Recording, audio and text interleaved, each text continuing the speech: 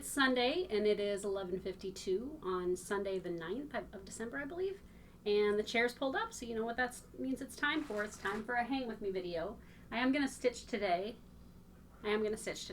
Try not to work, but I've already done a little work today. But other than that, we're going to not work. It's always a fight for the chair. As soon as the cats see that it's time to hang out, I've got Fitz here, Ruby, Zero, Grumpy's right there. Everybody's ready to stitch. So yesterday I finished, do I have it here? I do. I finished the Stacy Nash Christmas at Hollyberry Farm, and it turned out really cool.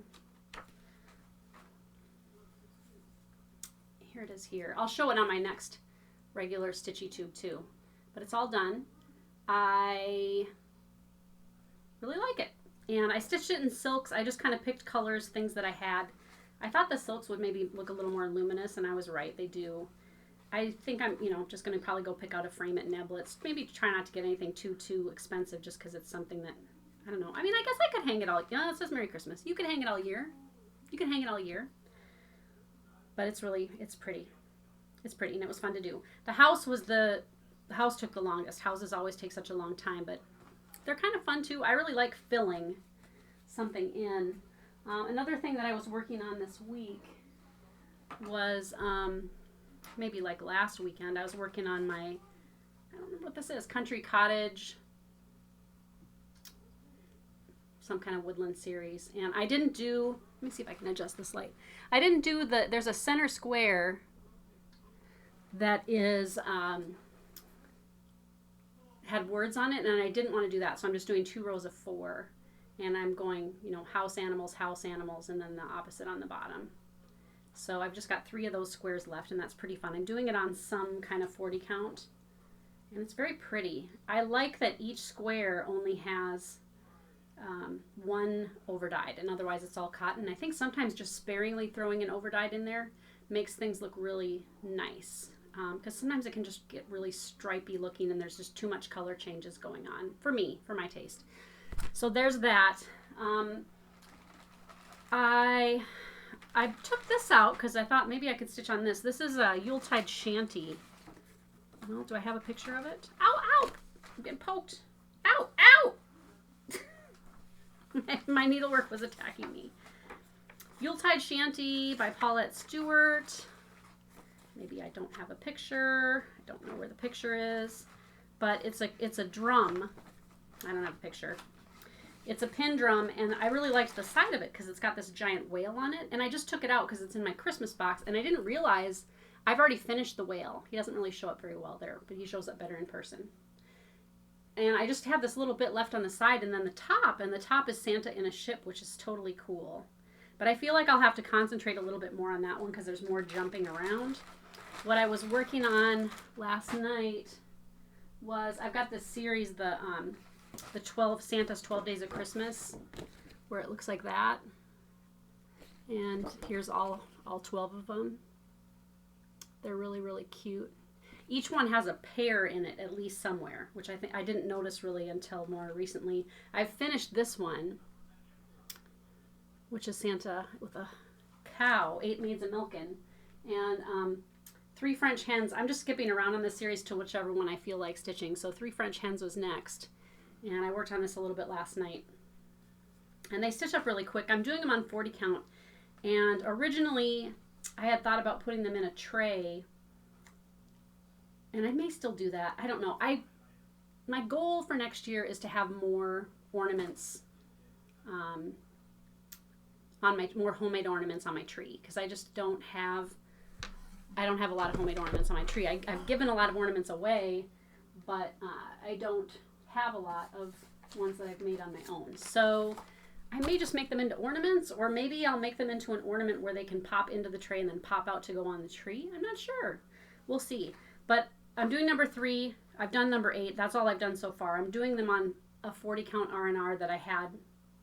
I'm not sure what color it is. It's just in DMC floss, which is nice. And, it's those kind of standard Prairie Schooler colors, but they're very, very cute. I'm going to have to get more DMC 814, because I'm on my last little strand here, 815. So I last night, I have one of these, oh, I hate to pick it up. One of these floss boxes that you can get at like, I think you can get them at Joann's, Michael's, Hobby Lobby, and you just look like in the storage container section. They're not specifically made for DMC, but they work really well if you tip your cards. And I picked this up last night, and one of the sides wasn't latched, and they all dumped out in a pile. Not like in neat rows, like a pile. So I had to put half of them back away. And it's not one of those things where you can be like, it's okay, I'll just throw them in. It doesn't matter what order they're in, you know, what order they're in. It matters what order they're in. So that was kind of a bummer, but I had a good laugh. Then I kind of got on an organizing kick. Okay, Fitz, I'm going to need to share with you. So you're going to need to just scooch over a little bit. We're going to share. We're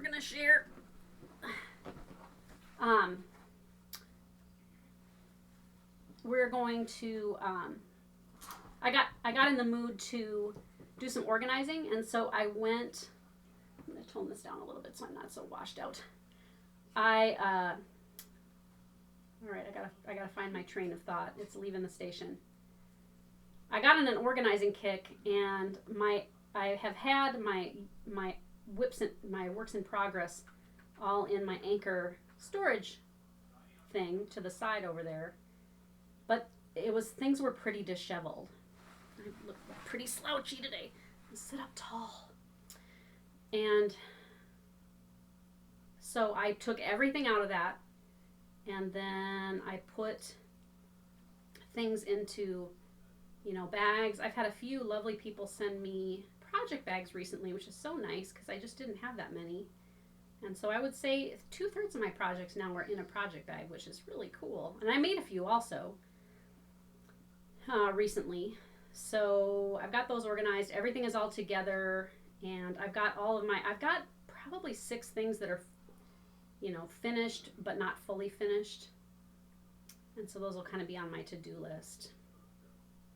I still have to shoot that tutorial on how to do finishing with sawdust. So we'll see. Maybe coming up here once December slows down a little bit. It's pretty crazy right now, which is nice. But it'll get quieter. It just does at Christmas. And then really after the first of the year, January is a really nice month to get a whole bunch of stuff done. So 1, 2, 3, 4, 5, 6, 7, 8, 9. It's fun to do small projects like these, but they've got a lot of, I don't know what you'd call them, kind of solid areas of stitching. And I love that. It's a great relaxing way to spend time because you don't really have to think. You just kind of keep filling that space. I did finally find a tree. I've been looking for a Christmas tree since Thanksgiving. And I thought, no big deal, just get a tree. And we don't really want to do a real one because the cats tend to, hang around the tree, chew on it, and I just don't want a cat to end up swallowing some needles and end up having to have surgery to pull needles out. It's just unnecessary. And I'm not super keen on the idea of, just the cleanup and maintenance. I'm not anti-Christmas tree. 1, 2, 3, 4, 5, 6, 7. We have a local Christmas tree farm, and I think you can go out there and pick one out and cut it down too, which is pretty cool. And they're just farmers just like anybody else. So it's not like they're cutting down trees and never planting trees again. It's just a continual cycle of planting and cutting and planting and cutting, just like any other produce, cantaloupes or whatever. But like I said, it's a lot of work, and I'm not up for it. The cats have never seen a real tree before, and anytime we've brought plants in, it's utter mayhem. Harrison bought my husband a tea plant and a coffee plant last year for Christmas, and he put them in huge pots with chicken wire, way up, and Fitz utterly destroyed them within a week. He got in there and he just mowed through the dirt and everything. And there was just soil everywhere. He ruined them. He ruined them quickly. And so it's not that It's not that we'll never get those plants again. It's just I think we would have to do it at a time of year where they could go directly outside and not need to be inside for a little bit. They just can't handle it. They can't handle it. And so then you worry about, like, are they going to tip it over? I don't think anybody's ever tipped the tree over. I don't think we've ever had a tipped tree that I can remember. One year, Graham, we had the Christmas tree upstairs at our house, and we had like a very small little deck, you know, that was on the back of the house. And the weather was pretty nice in December, like shockingly in Fargo. It was nice enough that I had that kind of just the screen door open. And he was little, and he just like threw a bunch of the ornaments off of the back of the house and broke some, and it was a mess. But other than that, we've had pretty good luck with trees. I looked when I was getting so discouraged, and so I looked for like what would be some Christmas tree alternatives, and people do things like, you know, put garland on the wall and hang ornaments from that. I saw some cute like ladders where people use a, you know, like an old vintage ladder and hang ornaments off the steps and things. But really, I guess a tree is really just what we were looking for. 1, 2, 3, 7.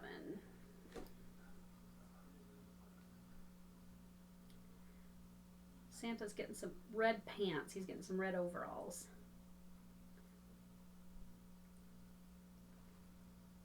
I don't know. I haven't really picked out which one of these I'm going to do next.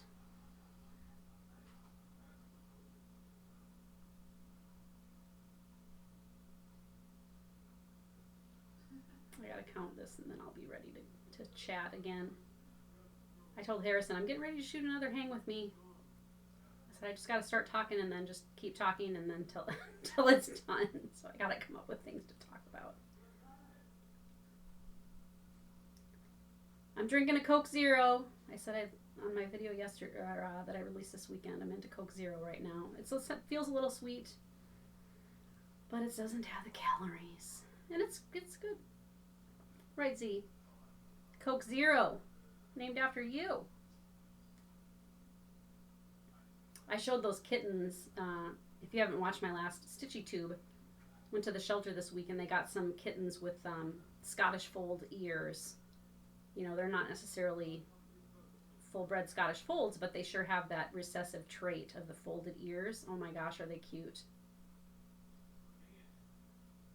So somebody emailed me this morning and said, I suppose they got adopted, huh? And I said, I don't think so. They're asking a little bit more for them just because they're rare. And then the money that the shelter gets, you know, over the normal adoption fee, I think for a kitten it's $75. And they're asking $300, I think, for these little folded ear kittens. And they'll get it too. But then that money goes to help some of the animals that are less adoptable. And you would think, I think a lot of people think like at an animal shelter, like, oh, this animal only has 3 legs, or it's missing an eye, or its, you know, tail is broken and hangs weird. Those animals actually are among the first to get adopted. People love to help kind of pitiful looking animals that have some special needs. So it's not usually those that struggle to find a home. It's usually just the plain Jane, you know, like black cats have a hard time getting adopted. And it's crazy because typically black cats are very healthy, like very sturdy, healthy cats. But they just, you know, aren't as flashy. You put them next to a calico or you know, anything with long hair, fuzzy face. And even the black long hairs just don't have a lot of luck.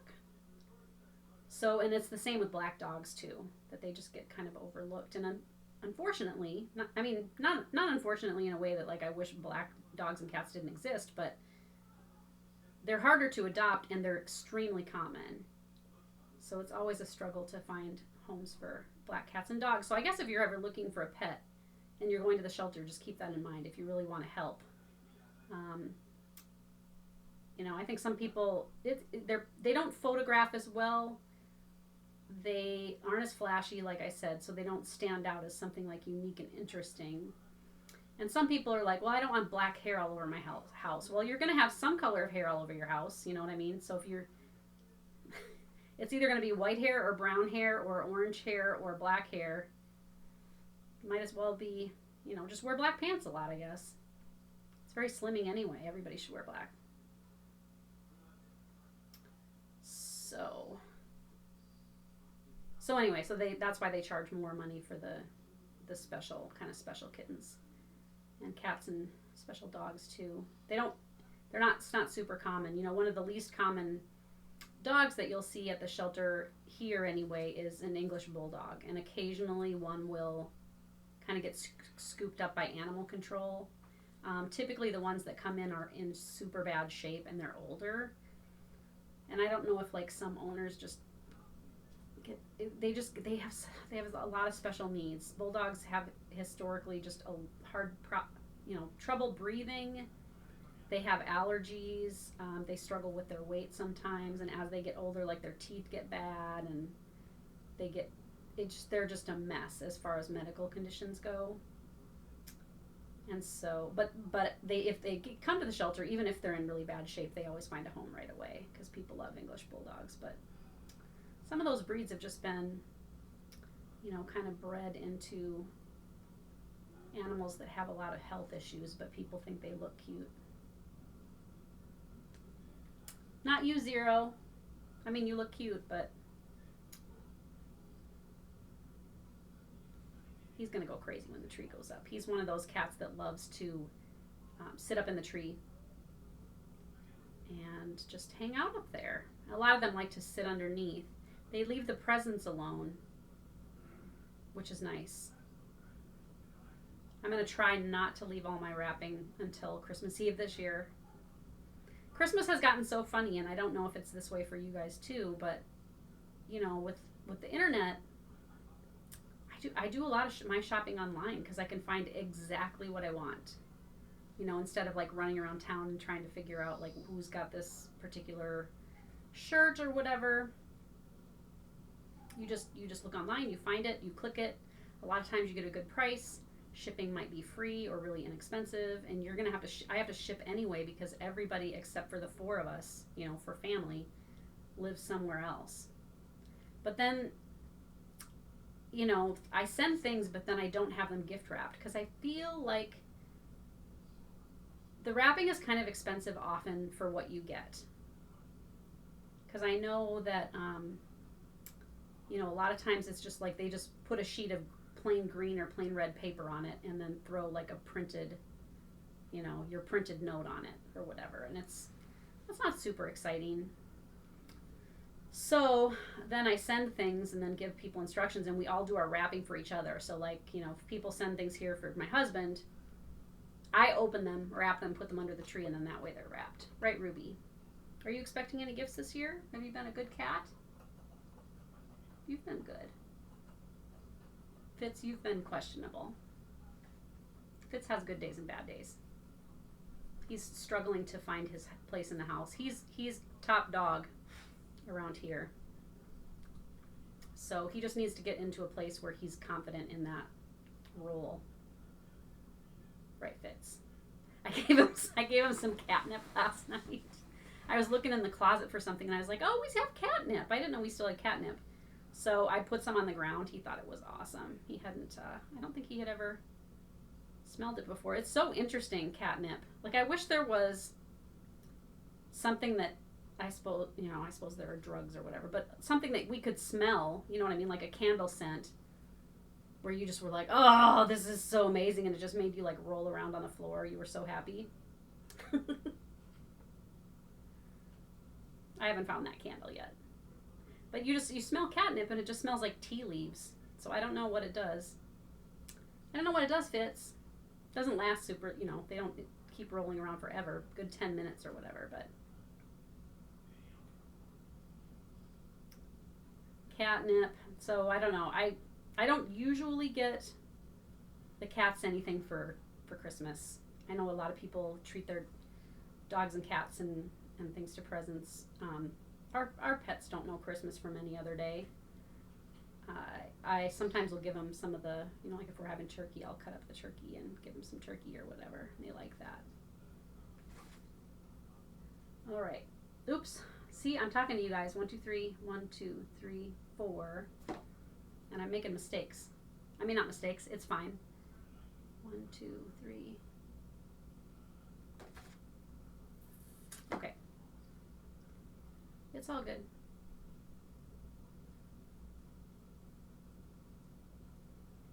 I went to Kohl's last week. I don't often go there. They had a Santa there at Kohl's even. I wonder what those, you know, the guys that get asked to do Santa at the malls, if they, you know, what the deal is with their beard and everything. Like, do they wear that all year? Because I would think all year people would be like, you look just like Santa. You should totally be one of those mall Santas. My kids were never, I took them to see Santa a few times. They weren't super, super into it. 2. Somebody posted the cross-stitch counselor, Rachel Wenzel. I didn't realize there was going to be another Vincent van Gogh movie, and it's starring William H. Macy that's coming out, and it looks like it's going to be really good. And he's so good anyway. Being from Fargo, North Dakota, of course, people always ask, you know, bring up the movie Fargo. Oh, Fargo, like the movie Fargo? Yeah, like the movie Fargo. That was awesome. I was not a huge fan of the movie Fargo. Dark comedy. That I understand why people think it's funny, and I guess there probably have been times where it's tickled me a little bit, but I find it very stressful when people get themselves into situations that they can't get out of, and it causes, you know, like they do something selfish or stupid, and it causes like this kind of avalanche of consequences. Not my favorite. I don't know if I guess I'm more of a slapstick person. I like Monty Python. I'm trying to think. I'm not super into romantic comedies. I heard on NPR the other day they were saying romantic comedies are kind of starting to go the way of the dinosaur. That the movie studios just aren't making as much money on them anymore, and so a lot of those rom-coms are going straight to video, which is fine, I think. You don't necessarily, that's not a movie that you need to see at the movie theater. They said that, you know, most of what does well these days is, you know, like science fiction,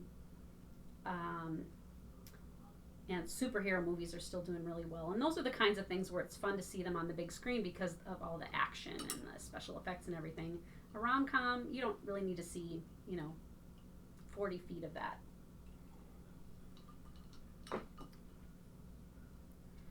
We're waiting on our new couch to come, which we ordered a few weeks back, and it should be here this week. Fingers crossed. They said the 10th, so I'm going to call tomorrow and see if they have any updates for us. And then I'm going to see if Steve can make it so that our TV out there can use like YouTube and the internet and things, so that we could watch like Netflix and stuff in the living room. Because we really haven't used our living room much for the last couple of years. Our couch is just really crappy, and it never was comfortable. It's not a like a nap couch. The one we got is going to be a good nap couch, and then we got this big pooshy chair that will be a good nap chair, and so it'll be more fun to hang out in there. I think there's probably going to be jockeying for position as far as which of the cats claims the couch as theirs. There's enough of it that they could all get on there, of course, but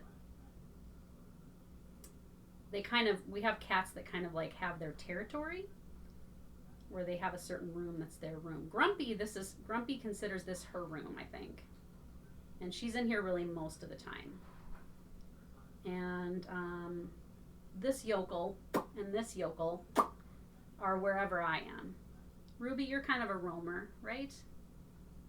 You have a territory that you follow? And then a 3. This one's going to go pretty quick. It was fun to have that finished last night, that Hollyberry Farm. I started it a couple years ago, I think. And I had so little of it left. And now, you know, like I said, I looked at this Plum Street Samplers one, and there's also so little of it left. Less than I thought. It's good to kind of take stock. I found some projects, you know, that it's like, oh gosh, this one's so close to done. I should need to just finish it. So I'm not one of those people that like keeps track of like, here's how many starts I had this year. Here's how many finishes I had this year. I don't count how many stitches I put in on something. I just don't have the time or energy to be that organized, and it's not important to me. I think it's interesting when people do that though, like they keep a log. It's just kind of doesn't interest me as much to keep that close a track on it. Really what I should do with these is go watch some of Anna's tutorials and do one of her, you know, try one of her finishing techniques. I've watched all of her finishing videos at least once each. Sometimes I just put them on in the background because I find them very comforting. And I should see if I can use one of her techniques, because her Christmas trees always look so pretty, and she does a lot of prairie schoolers. And so these would be cool to have a Vanna finish on. But I'm definitely not going to get the other, 10 done before Christmas. So this is just going to be kind of an ongoing project, I think. Which is fine. I am looking forward to the holiday. It's going to be nice. This will be, Harrison has been applying to grad schools, and so he'll be flying the coop, hopefully, this year and going far away. I mean, I don't hope that he's far away, but I think that's, that'll be the result. He's been applying in Minnesota and in Colorado to some schools. And he's going to go get further education in psychology. He would like to be a counselor, which I think he would be great at. So anyway, this is, the last Christmas that everybody will be close by, at least for a while. I don't know, what the future holds, but. So we're going to set the tree up, pull down all the, what I really should do is just bring all the Christmas decorations down, every single one. Because a lot of years I pull down, bits and pieces of it. It's all up in the attic, except for, we've got probably maybe 15 to 20 of the Dickens Village houses, which are really pretty. And I don't know if I'll set those up yet or not. I might set up a few of them. And, okay, I gotta make sure I'm paying attention here. Okay, so, okay. So, just pull everything down and really go through it, and stuff that's like broken, beyond repair and not special can just get either donated or tossed. To just kind of go through it. This was the year of cleaning out, and we got some of that done. Not as much as I would have liked. But like just the other day I went through my cookbooks and I got rid of some cookbooks and cooking magazines and just took them to the thrift store. And it feels good to clean out. Because you accumulate a lot in your life. I remember one Mass, Father Tim, I want to say, was talking about how, your life, you just kind of roll through it, and you're like a sticky ball where you just roll through and you. Now that's my analogy. You're like a sticky ball, but you pick up things as you go, and you don't get rid of things. So he said, the first time you move, like when you're in college, all your stuff is in the back seat. Like everything that you own is in the back seat of a car. And then it's, the next time you move, it's like the back seat in the trunk. And then the next move, you have to like rent a little, kind of pull behind. And then eventually it's like you get to a stage where you've got a family. And if you move, you have to rent a huge, moving truck where people come and haul everything out and move it for you. And it's just, how much do you really need? I don't know. So I would like to sort through my kitchen. Actually, maybe I'll do that today. I've got a wall-mounted oven, which it was never really a thing that I thought about, like, oh, I hope I have one of those one day. But coincidentally, the house that we bought had an oven that's just like at face level. It's awesome, and I totally would want it again. It's great. It just makes so much sense. But above that, so like, you know, starting at about here and then up, there's a cupboard. You know, and it gets kind of warm up there because it's right above the oven, but it's just kind of been a catch-all for just weird and sundry things. And so maybe this afternoon I'll pull everything out of there, wipe it out, get rid of some stuff, and then just either reorganize it and put some other things where they go. But that's the kind of clean out I enjoy that. I think it's super fun. Did I do this right? Uh-oh, Treese. 1, 2, 3, 4, 5. That was 5. 1, 2, 3, 4. All right. See, I'm talking to you guys and I'm making mistakes. It's all okay.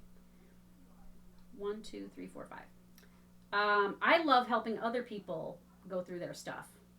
I had a friend of mine named Jennifer, not Jennifer, the Jennifer you know, but a different Jennifer, and she had so much stuff. And she kind of came from a family where they just had a lot of stuff.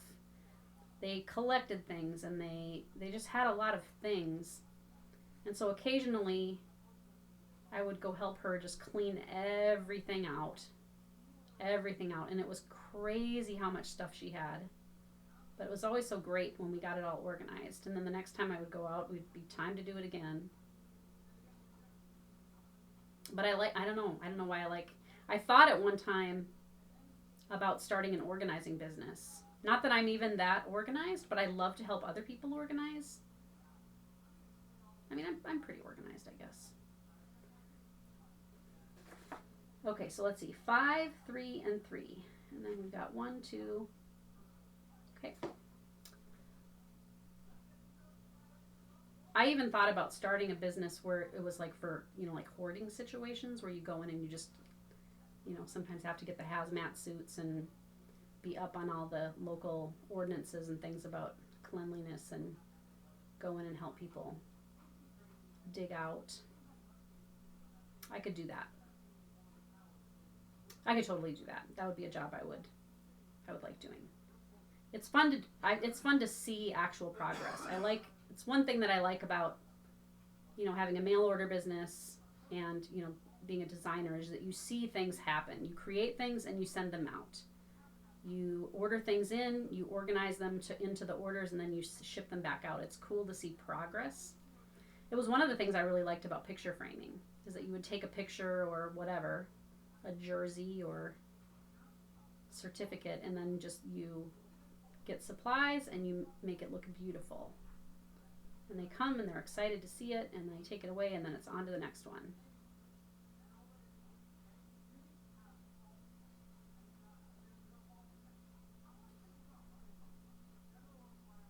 This is a really busy time of the year for frame shops, let me tell you.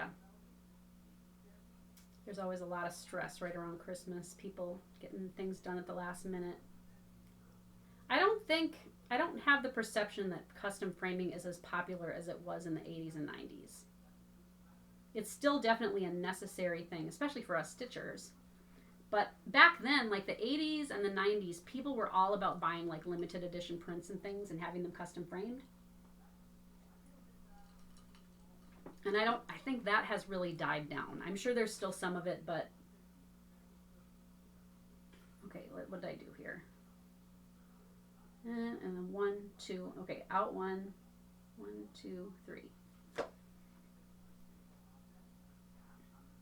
If this Santa ends up with a big butt because of you guys, he might anyway. But it is fun to frame. I know a lot of you have tried some of my tutorials that I put up earlier in the year, and they've been helpful for people. It always makes me feel really good to see people doing their own stretching and getting things closed up. It's not brain science, rocket surgery, whatever.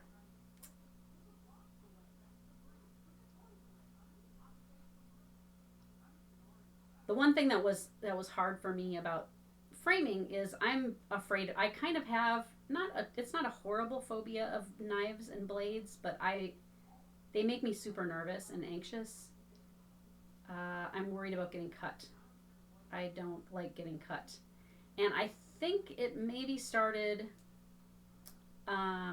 I ended up needing stitches one time at the frame shop because I cut my the palm of my hand pretty badly. I needed 6 stitches. I mean, it wasn't horrible, but it was ugly and kind of scary. It didn't even really hurt that much, but it was upsetting. And so since then, I just have had like just kind of this ugh with knives and blades and things. Especially if somebody else is holding a knife near me. I don't like that. It gives me the heebie-jeebies. The heebie-jeebies. That'd be a good band name. So where was I going with that? I have no idea. You cut yourself regularly when you work at a frame shop. Mostly on like the glass, but you get like matte paper cuts and cardboard cuts. And in the winter, your hands get so dry because you're working with paper and wood, and it just sucks the moisture out of your hands. And you're washing your hands because you get stuff on them or whatever, and it's just, you end up so dry.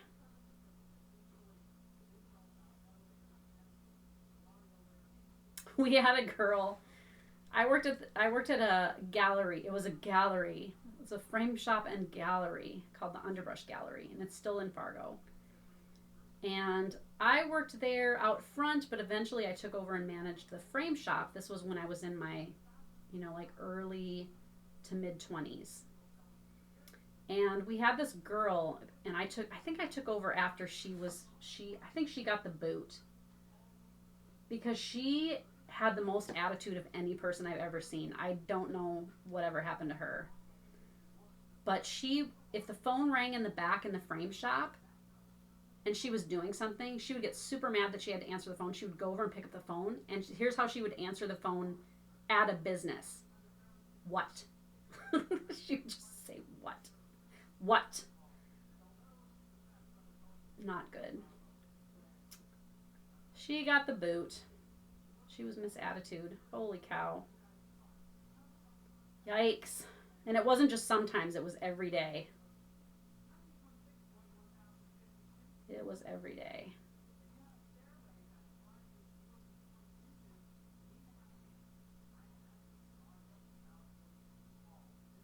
We used to do pretty fancy things too. At that particular frame shop, we would paint the bevel on mats. You would cut mats. You would put this tape that was kind of like kind of like a Post-it note tape where you could easily remove it. And so you would put tape where you were going to cut the bevel. So then the mat board would be protected above the bevel. And then we would custom mix paint, like just acrylic paint, and paint the bevel, and then you'd pull the tape off, which was really fun. And then you just have this thin line of like bright pink or bright green or whatever. And that was pretty cool. But we would fabric wrap mats. We had a whole bunch of fancy like linens and things in where we would vacuum mount. We would cut a mat and then vacuum mount fabric to the mat board, and then you would wrap the fabric around the mat. And that was really, really cool. It was expensive. But we did expensive frame jobs, and some of the prints even were, this was back in like 92, 93, somewhere in there. Some of the prints were like $1,500 or $2,000, which at the time even seemed crazy expensive. It would seem expensive now even. Just that's a pretty expensive print. One of the guys that we had really expensive prints name was, I think it was Yuri, Yuroz, and I think he might still be around. It was very modern figures. A lot of times there was a lot of blue, I seem to remember. And I think he used to do designing. I think one year he designed like for the Oscars, like some of the art for the Oscars or something. There was one guy that had really cool prints, and I was thinking about him recently. His name was Robert Olson. And you probably would like, any of you all watching this would probably like his prints. He did a lot of like women playing the piano, or, you know, kind of children dressed up. They were very pretty prints. Pretty, his paintings were pretty, but he would do prints. In North Dakota and in the Midwest, there was this artist named Terry Redlin. And he painted, you know, like deer and combines in the field at night. And, you know, that kind of thing. He started off with like wildlife. So it was like ducks and deer and that kind of thing. But then, you know, kind of cabins and things started creeping in. And then eventually he got to where a lot of what he was painting was similar to like what you see with Thomas Kincaid, where it's, you know, kind of mood lighting in the sky, and then, you know, beautiful homes in the country. And some of them were very pretty, especially the Christmas ones. But when you worked at a frame shop, you just were sick of it because everybody wanted Terry Redlin prints. And when he started off, his prints, you know, he would do limited editions that were, you know, 995 prints, period. And then by the end, his limited editions were like 30,000, which to me is not super limited. But people bought them. And then eventually, you know, he got so big that he had mugs and calendars and shirts and paperweights and spoons and ornaments and everything that they could put a picture on. They put the picture on, and puzzles and I don't know if you're out of the Midwest, maybe you've never heard of him, but in South Dakota then, kind of near Watertown, I think, or maybe on the way from Fargo to Watertown. I don't remember which little town it's in. But they actually have a Terry Redlin museum right there off the interstate that's real big. I've never stopped. I'm sure his paintings are beautiful in person. I don't think he's living any longer. And I believe he had some kind of a physical limitation where I don't remember if he like couldn't walk or he had a crippled something. I don't remember. But, and he's still, I mean, you still see, when you go up there, you still see his art on things. Just had that. I'm sure nowadays, actually, his stuff would be, you know, with kind of this farmhouse, this resurrection of the, you know, farmhouse decor. I don't even know if it's a resurrection. Is this the first time that like farmhouse has ever been so chic? You just see it everywhere now, which is cool. It's homey. I think people like comfort. The idea of a farmhouse, you know, farmhousey kind of decor is very comforting. Right, Zero, do you need comfort? He says, yep. I need to check too. I don't like to blab too long. Let's see where I'm at. Oop. Oh, don't. Oh gosh, I've been blabbing for 40 minutes already. All right, well, I'm going to keep going for just 20 more minutes or so. I'm making good progress, though. What did I drop? I got, here, I'll show you what I did. So like I said, I was organizing my project last night. Let's see if I can lift it up. This is I used to use this as a display in my shop. It's an old drawer, and this is the original pink paint with a kind of a copper, you know, drawer pull on it. And I just put my projects in there, the ones that are in pretty bags anyway. And so I'm just going to keep this here kind of next to my stitching chair somehow. This little piece of furniture here I got at it was kind of like what would you call it? It was kind of a, you know, you might call it like an antique store, but it was kind of, I mean, it was cool. They had great stuff, but I think it was the kind of stuff like at the time that a lot of people, it was the kind of stuff we would like now, like this kind of stuff, like old crates, old quilts, old kind of dinnerware and stuff like that. But the prices were super cheap. When I opened my shop downtown in Fargo, I bought a whole bunch of the crates. I bought some window panes that I just hung from the ceiling to make a partition. And I bought those for like $10 a piece. These boxes I bought for like $10 a piece. I got sewing drawers. I think I got 4 or 5 sewing drawers for like $3 or $4 a piece. Because people just weren't, that's not how people were decorating back in those days.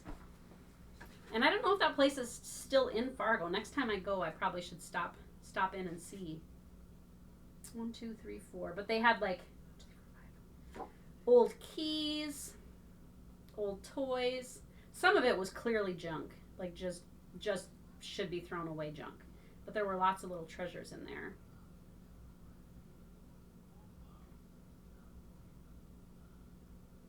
I went to the Lucky Rabbit again. What day was it? Friday. But I went in November and they had started their Christmas stuff then. And so everything, the decorating and everything was just kind of the same this month, which was fine. It still was very nice, but I didn't really see much that was new. So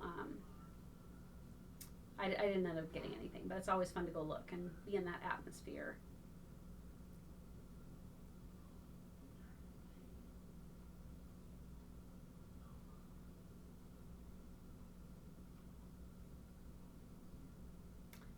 We have a local store here called Lovey's, and they always used to have really great Christmas ornaments, and they've really just cut back on how much of that they're getting in. I think they just didn't probably sell a lot of it, but the prices were really reasonable. They always had really cool stuff. They had something I might go back for. They had these ornaments that were like made out of driftwood. And I think they were mass produced, but they looked very artisan homemade. They were $20. And they were these driftwood angels. And I thought they were really, really neat.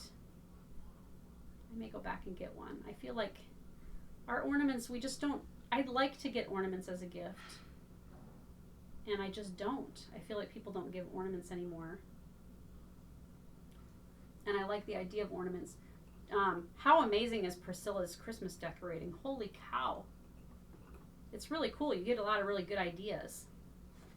She's very dedicated to put that much work into doing everything. Okay, so out.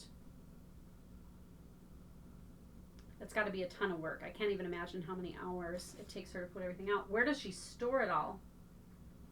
311. I think it's funny how she said that like her husband just is kind of doesn't really know about all the like mess that goes on behind the scenes.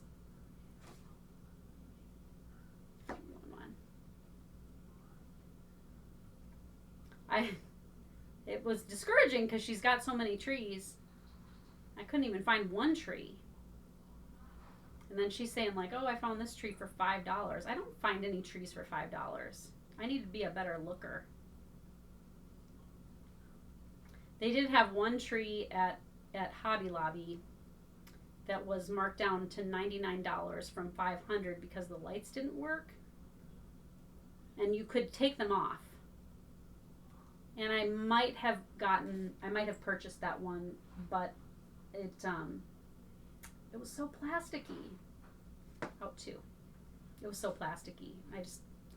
I think though I might go, what I noticed, like at the Lucky Rabbit, they had a fair number of trees.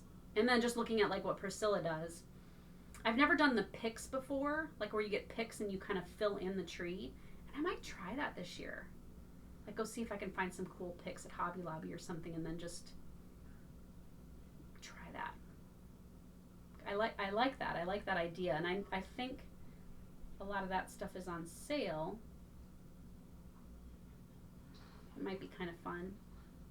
Especially since, so we got a 9-foot tree, which is pretty big. I don't know if we have enough to fill it. So we may have to just like leave the back kind of bare. We've always had like I suppose like a 6.5 foot or a 7-foot tree. But this one is skinny, so maybe square footage wise. Some of the trees I saw were absolutely awful. There was one that was red and it had like a giant belt on it and like a Santa hat and big like Google eyes or something. It was terrible. It was so tacky. But people just it seems like this year people are shopping like crazy because stuff is just selling out. My mom said that she goes every year to the dollar store and gets a certain calendar that they have where it's like a purse-sized calendar. And It's just blank squares, you know, for your week, and it's a good size to put in your purse or whatever, and that's what she uses to keep track of, like, her, you know, gatherings and different things that she's got going on. And she went last week, and they're out, which is crazy. She said it's crazy. That's never happened before. People are just shopping, shopping, shopping. We got, we're slowly accumulating Christmas gifts for other people. We use that as an Amazon wish list, which are nice, especially with like the nephews and things, because I have no idea what they might want. It's funny because you can see the personality of each child in the wish list. You know, like Tate is, my sister's son Tate is very, very sweet, and he likes stuffed animals. So his is full of these like little Tsum Tsum stuffed animals from different like movies and things. And then Henry is very like kind of mathematical, and you know, he wants to be an engineer, I think. And so his is like a lot of stuff that's like building or kind of machinery and that kind of thing. And then Luke, it's like rubber chickens and a flamethrower and like magic tricks, and it's pretty funny. I tried to see if I could find like a toy flamethrower just as a joke, but it's, I don't know. I think that's pretty funny. He put it on there as a joke. I mean, they had an actual flamethrower listed on Amazon. It's not available right now, but if you're looking for one, but maybe they'll come back in stock. He's just a funny kid. He is a funny kid. Maybe one day he'll get that flamethrower. Right, Rubes? What do you want for Christmas? Cat treats?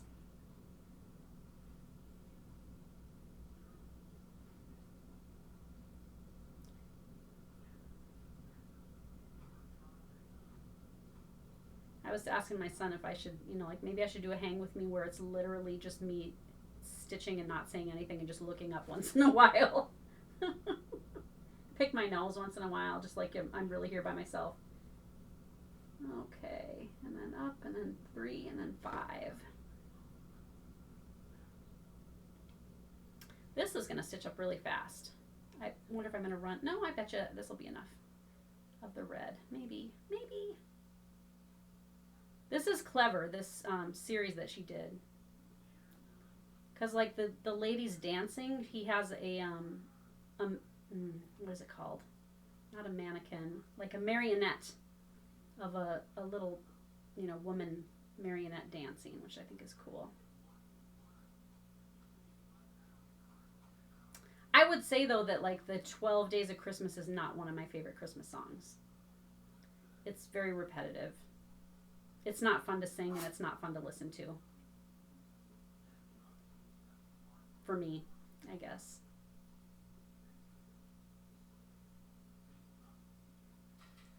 My cats love listening to Norah Jones.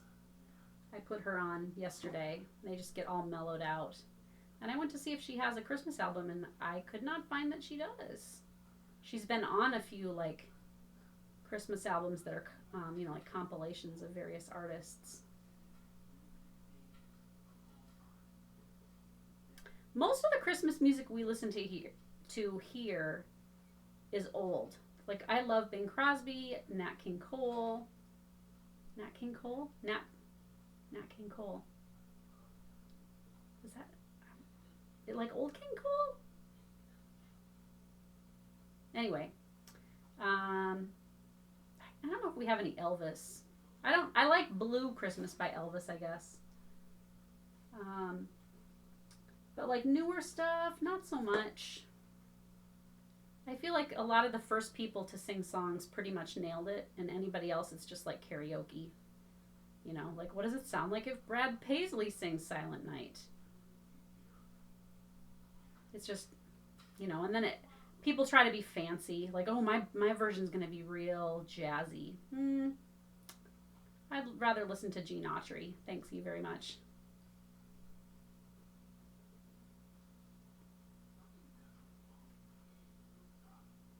I suppose if you have a favorite artist.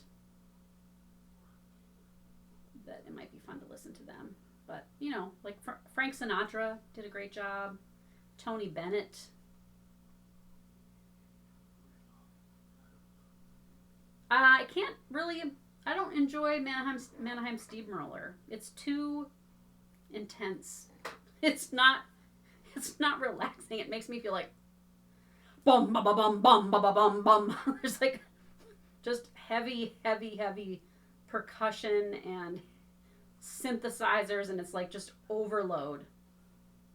It's super intense. I like very sweet, simple. Really, one Christmas. I think I talked about like my favorite Christmas albums on one of my videos last year at this time. And really, a very nice one is 2, 3, 4 is the Muppet. John Denver and the Muppets did a Christmas special, and it's very lovely. It's a very lovely Christmas album, especially if you kind of grew up in the era of the Muppets. Like, it's very sweet. It's very sweet. Some of the songs are just very sweet. And the Snoopy Christmas Carol, obviously, or the Snoopy Christmas special, the Charlie Brown Christmas, that's also very good. I've been meaning to go through our CDs too. I feel like I can cull. I don't often listen to CDs. I do in my car, but I need to just pull all my CDs out, look at them, and just be honest about what am I ever going to listen to again. Because a lot of stuff now you can listen to it on, Pandora or YouTube or iTunes or whatever. Let's see, 1, 2, 3, 4. 1, 2, 3, 4. And out one. I'm participating in the Midwest Stitchers Retreat is having an ornament exchange. There's an exchange that got organized through the group, and I'm so excited about the person whose name I got, and I just have to do the finishing yet. So I'll probably have to just film a little, when I'm done with it, film a little thing and then save it until after she gets it, or he.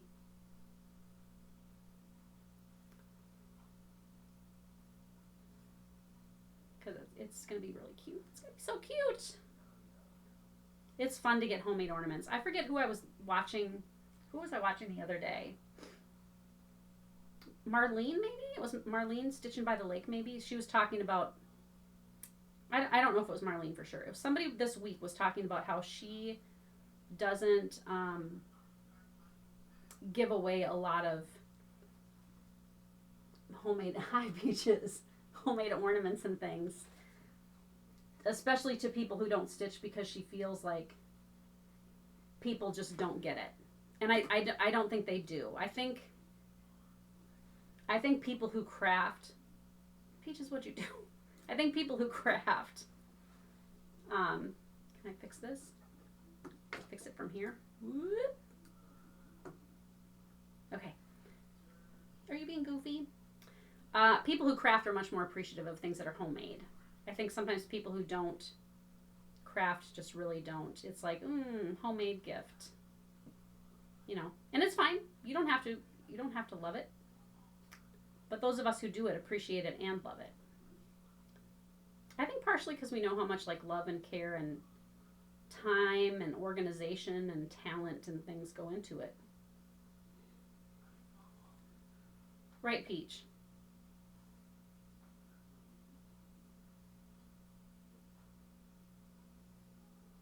I don't think I've done it. Have I done an ornament exchange anytime?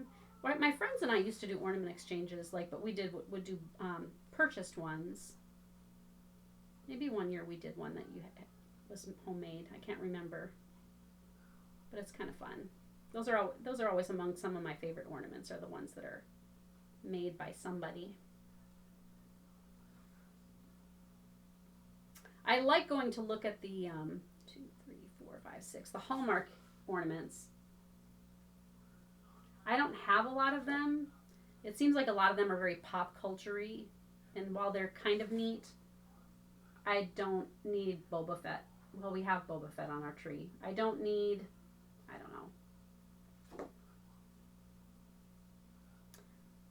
you know, they're just, it's movies and TV shows and stuff, and it just seems a little like off to me. I am not a Christmas Vacation fan. The Chevy Chase movie. I don't really care for Chevy Chase that much. His sense of, or his brand of humor. And I'm not a huge like fan of a Christmas Story. You know, I've seen it. I don't know. It's just not something that really struck a chord with me. It's not anything I feel like I need to watch. And I like the original Grinch. I think they just redid the Grinch again. And I just feel like sometimes you don't need to redo something that has already was done perfectly the first time. You know, because they obviously have to extend it because the original show was a half an hour or whatever. And so like if you're doing it again and you need it to be a movie, it's like you've got to add an hour's worth of material.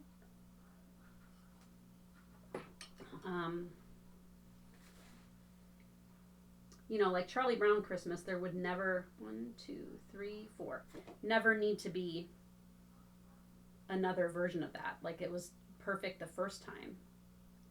Some things just don't need to be redone. Sometimes they do them anyway. I actually like Miracle on 34th Street, the newer version. It was probably made, though, about 20 years ago already now. It's kind of sweet.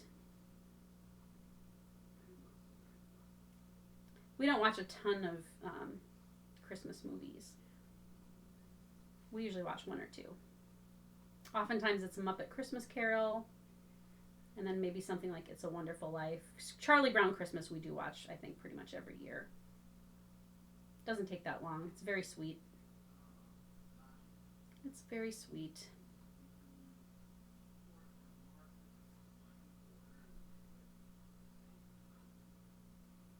One other thing I want to do too, maybe I'll do that today too, is I've got 2 drawers with like wrapping supplies in them, wrapping paper supplies, and they're a jumble. And so what I should do is pull everything out and just kind of get it organized and see what I need. I actually am going to, this year, I got some punches to make floss tags out of. And I think this year I'm just going to use, we're going to make our own gift tags. Because I've got paper, and they just get thrown away anyway, so they might as well get cheap ones. They won't, we'll have to use double stick tape or whatever to put them on. My cousin's family, they never had tags, and they always got just kind of, you know, like the wrapping paper where you get it at like the grocery store and the printing is off just a little bit. But then they would make tags out of they would cut a square of the wrapping paper and like fold it in half and put somebody's name in it, which is fine, but it was just always just a hack job. Nothing was straight. I guess everybody's got their own wrap personality. I one time went with my dad to help at the Kiwanis, had a station at the mall where they wrapped gifts for people, and you could just bring anything. And I helped a Saturday or two with that, and that was so much fun to wrap people's presents for them. And then all the proceeds went to the Kiwanis for whatever they were doing that year. It was neat to see like what people had purchased. I think it would be cool, and I'm sure there are tons of rules and there's liability and stuff. But wouldn't it be great if at the post office, like every, let's say Friday and Saturday, they let a different group come in and wrap presents, you know, as a fundraiser in the lobby there? I think it would be such a great service. People would use it, and it would be a great way to, you know, increase awareness of some of these charities and help them along a little bit. Our post office used to have, I think there was like a week, or maybe it was like a Friday and a Saturday, where they just had boxes, and maybe they just saved them all year, like boxes that would come in or whatever, where they had extra boxes, and you could come in, and they had like packaging materials, like bubble wrap. It was just stuff that they probably collected all year that people, you know, whatever, brought in and didn't use. And they would just let you pack up everything that you needed into the boxes and then ship stuff, which I thought was really cool. I don't know if they'd even be allowed to do that anymore. What do you think, Peach? Do you think they'd be allowed?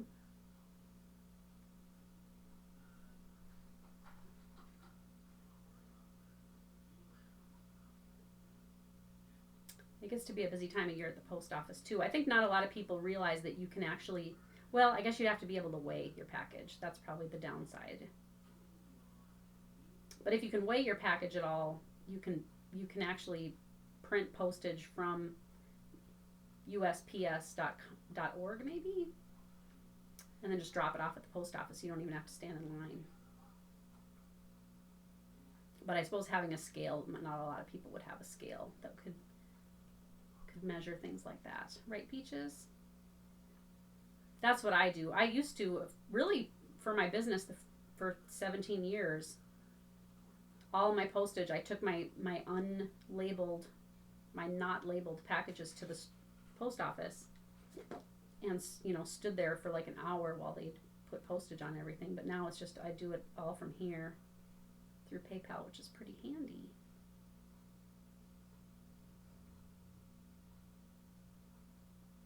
All right, well, this Santa, his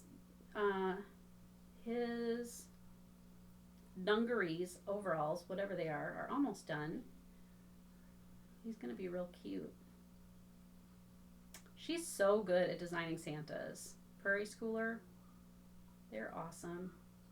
I like some of those leisure art Santas too. I used to have some of those books, the leisure arts, you know, like the Victorian kind of Christmas, where it would be like postcards or whatever from Victorian times that they would translate into cross-stitch charts. I used to have a bunch of those, and our house flooded one year and I lost all of my stash. This was back in like January of 97. It was horrifying. It was fine. Nobody got hurt. Nobody got hurt. But I did lose those books. I lost it. All my cross-stitch stuff got wet. My fabric, I had some Green Mountain linens, and I had a black one, a really dark, and it bled all over everything. And then like all the books got wet, and everything was just ruined.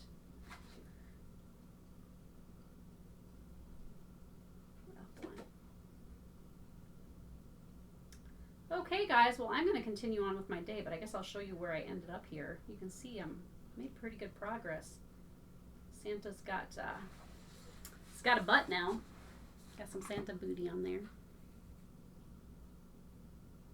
So he's coming along. He's gonna look like this one here when he's done. So these charts are still available. I can't remember if these are now reprints or not. This is an original cardstock copy from whatever year this was. Does it say?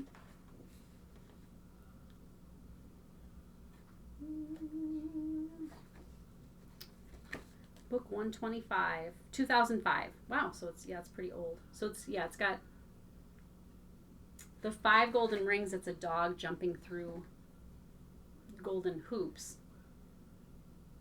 And is anything else? The marionette I like. The 10 Lords of Leaping, it's just Santa, I don't know if you can see, leaping over the chimney, which is really cute. Yeah, it's really, really cute. This is a really cute little series. So we'll see how they come. But yeah, this one will be done shortly, which is great. So I thank you for hanging out with me today. And I hope you have a great week. And I will see you sometime soon. Oh, hey, before I leave, Christine Hollis at Hollis Hands Creates on Etsy, and I'll put a link below, is helping with the fundraiser for the animal shelter. And so if you go to her shop, a portion of all sales of everything goes to the fundraiser that we're doing right now for the animal shelter, which is really great. So she's adding new stuff all the time. She's just started out, but she's carrying cross-stitch supplies too in her shop. So maybe go check her out. All right, I will see you guys later. Have a good weekend. Bye.